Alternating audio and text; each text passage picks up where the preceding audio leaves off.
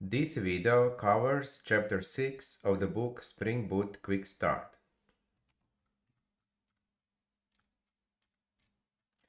Chapter 6 explains how to serialize and deserialize XML string.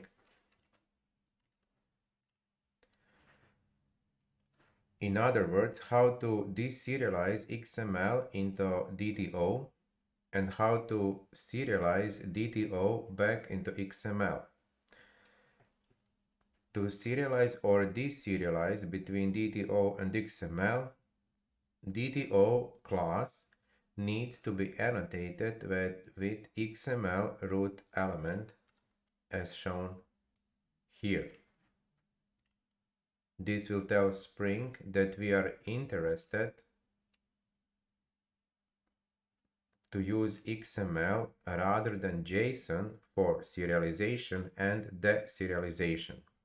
Remember that using JSON to serialize and deserialize objects, DTO, is a default behavior of a Spring framework.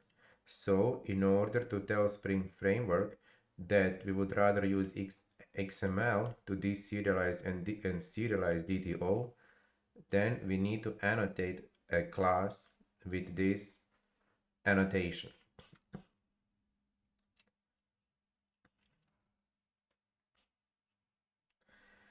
But in order to use this annotation, we would need additional dependencies in our POM.XML as shown here. We would need following two dependencies. Because, as mentioned previously, default deserialization and serialization is done by JSON. So in order to use anything else, we need to add additional dependencies as shown here. And again, as with JSON examples, when working with XML, it is not needed that both request DTO and response DTO are XMLs. For instance, our controller can receive request parameters and then return XML string, or it can receive XML string and then return some web page, or in both direction we can have a XML, which is what we will have in the tutorials that will be shortly explained. So on this schema shows in a nutshell how XML deserialization and serialization works and looks like. So on the front end creates an object, for instance a JavaScript DTO object, which might look like this. Now if a front end wants to send this object to our backend controller, in order to do so, DTO needs to be serialized, or in other words, it needs to be converted into a XML string as shown here, so that it can be transferred over the network to our backend.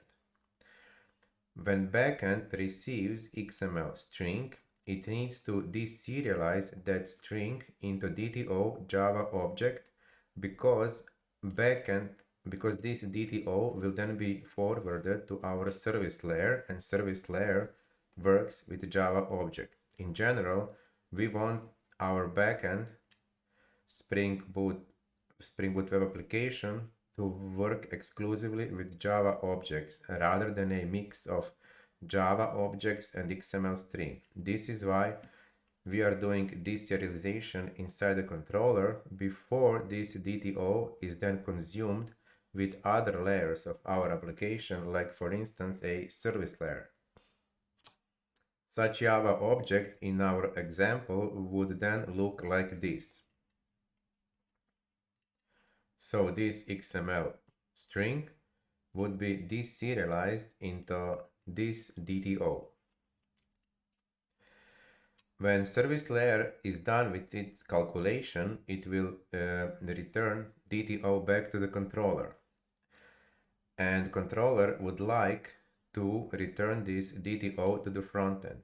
In order to do so, it needs to serialize DTO into XML string again, so that XML string could be transferred over the network back to the frontend.